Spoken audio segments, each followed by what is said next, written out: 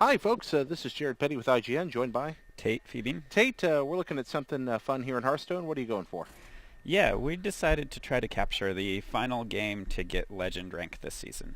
All right. So you can see we're rank 1, 5 stars. If we win this game, we'll be ranked in probably somewhere in the top 1,000 in North America. Excellent. And what are you playing here, Tate? Playing a hunter deck. It's a mid-range hunter deck.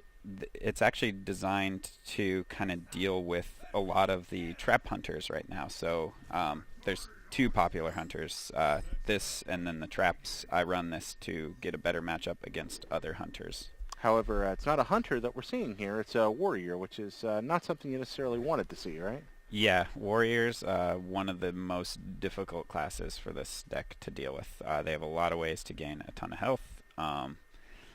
Through the armor, they have really efficient removals, really strong taunts. So we need a pretty good draw, and he needs a pretty bad draw. So we'll see what we can do. This deck has beat warriors before, so see if we can do it again. All right. So looking at your draw, what do you think about what you started with here? Yeah, Unleash and Hunter's Mark is really strong together. The Houndmaster depends on kind of what we draw. If we can keep a minion on the board for a few more turns, being able to taunt that up and do some extra damage is really helpful. Okay. Really what we're looking for at this point is Starving Buzzard, Deadly Shot, Kill Command, a lot of the big strong hunter removal to deal with it. And what we don't want to see on his end is a Armor Smith or a what's the guy? Cruel Taskmaster. Okay. Why are those problematic for you? The Armor Smith gains him a ton of health. I have a lot of low damage minions, so he can remove them and gain armor at the same time. The Cruel Taskmaster does 1 damage to a minion. So There's an armor smith. And this actually isn't terrible. This deck you have to play a little greedy. So I'm going to use the Hunter's Mark on this purely as a way to prevent him from gaining too much health. Okay. Keep that from happening. The Owl's actually an excellent draw as well. So this decision's actually a little challenging here because we don't have a good play next turn. We used our Hunter's Marks. The boar is a little worse than he would be had we had that Hunter's Mark.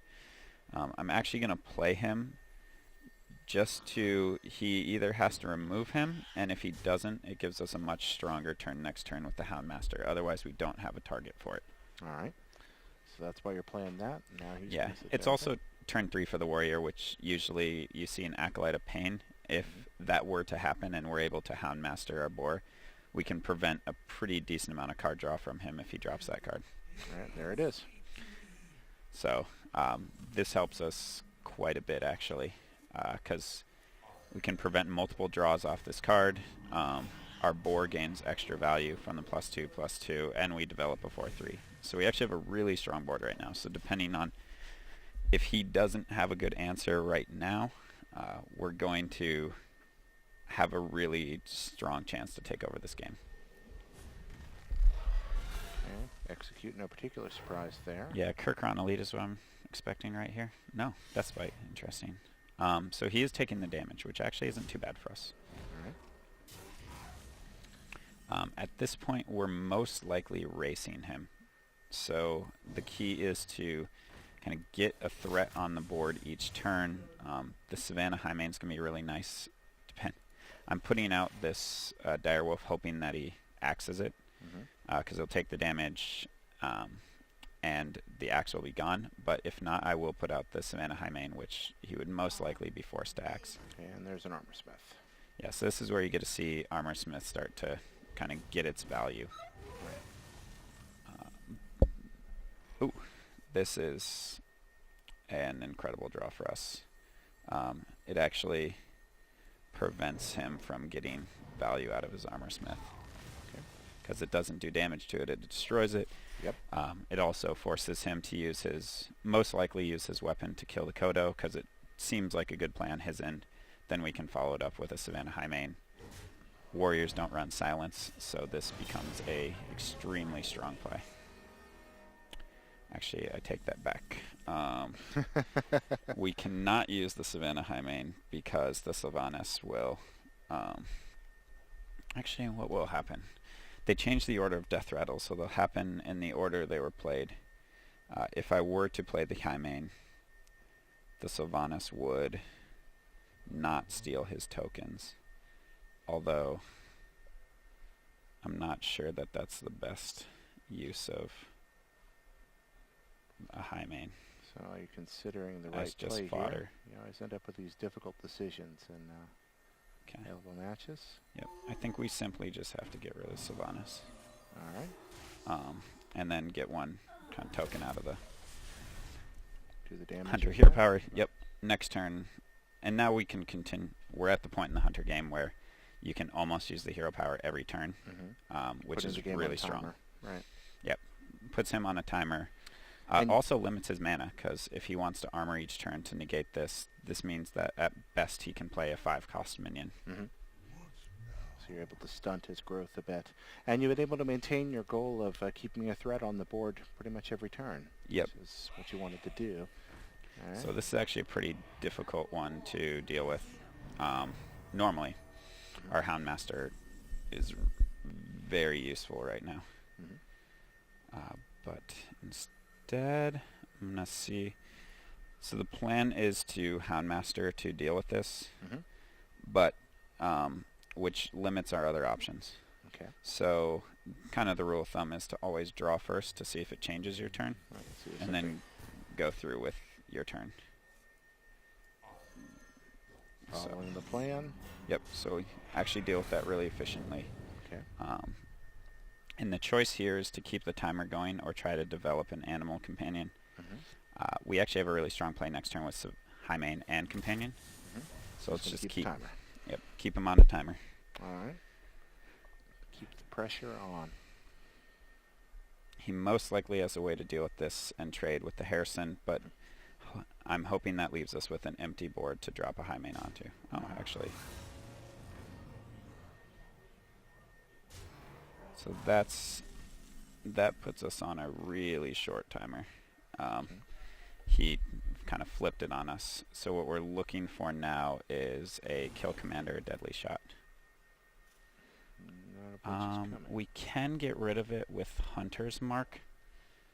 That's a guaranteed removal, which I actually believe we need. The alternative is to track for one of the other cards we need, but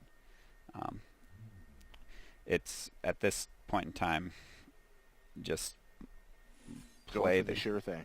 Yep, go for the sure thing. It lets us get rid of the Gromish, hero power, and develop. Just keep a threat out there again. Do more damage. It's like you said, a race. Yep, 6 health. He might Alex draws himself back to full, so we're just hoping he doesn't have that. He's through almost half his deck. If he does not have an Alex draws, it's actually really good for us. This is really good for us too. Okay, he armors up. Okay. Now, why was that good for you, Tate? He's limited on cards, and the Faceless Manipulator can be really strong late game if he's able to Faceless something like a Ragnaros, which we most likely couldn't deal with. Okay. So, looking at a reasonably strong board here. What are you worried about him playing? Really worried about the Alexstrasza. That's probably the worst case scenario. This is actually pretty bad for us too. And you can tell he realizes the race is on. So he's going for us to try to get us into kill range for himself. That's a really strong draw for us. So let's actually see what we draw here, because this guy's going to die anyway.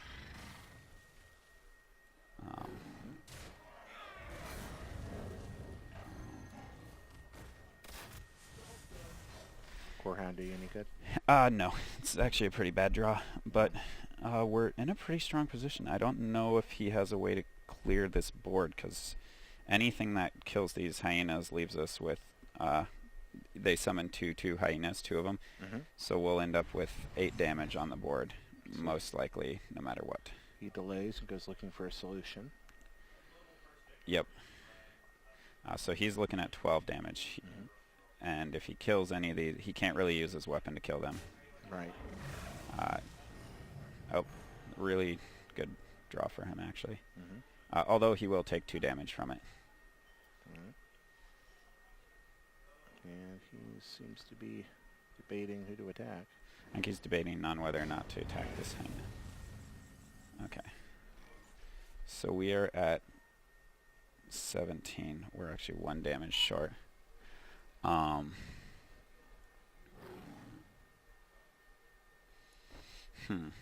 This is actually a really tough decision. If he were to attack with both of these and play a Ragnaros, we could lose. But if we leave this on the board and do our 8 damage, he has to kill us next turn, or the Baron Geddon will kill him. If we trade with the Baron Geddon,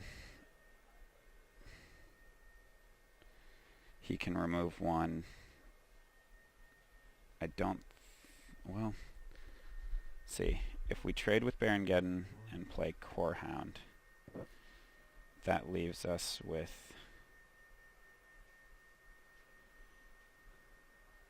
Difficult decision. Yeah. This is tough. No. And Tate's going to make one here. We'll let him think, and I'll babble a moment to cover the quiet time while he makes up his mind. Does he have Ragnaros or not? What other options does he have? Alright. I'm going to play with him only having 1 out. Alright, let's see what happens. So he needs a Ragnaros, and he needs it to hit us. That's the only option I can see with 2 cards in his hand that gives him Alright, so now we'll just see what he has. potential 10 damage. Now that's out of play. Okay. And I don't believe there's a possible 7-mana answer for him. Alright, so it looks like you may have pulled ahead and pulled this off. Let's find out. Brawl might be the only card that delays this game a little bit longer. He's thinking. Doing some of the same math you were doing a second ago. Yeah, it's really important to take your time with your turns. I'm pretty confident he didn't draw the kill because he would be playing it. I think he's just trying to see if he has a way out of this situation. Doing what he which can. he actually did. So that's kind of unfortunate for us. Okay. Takes the damage. Okay, so now we need to find a kill command wins this game. So go looking for it.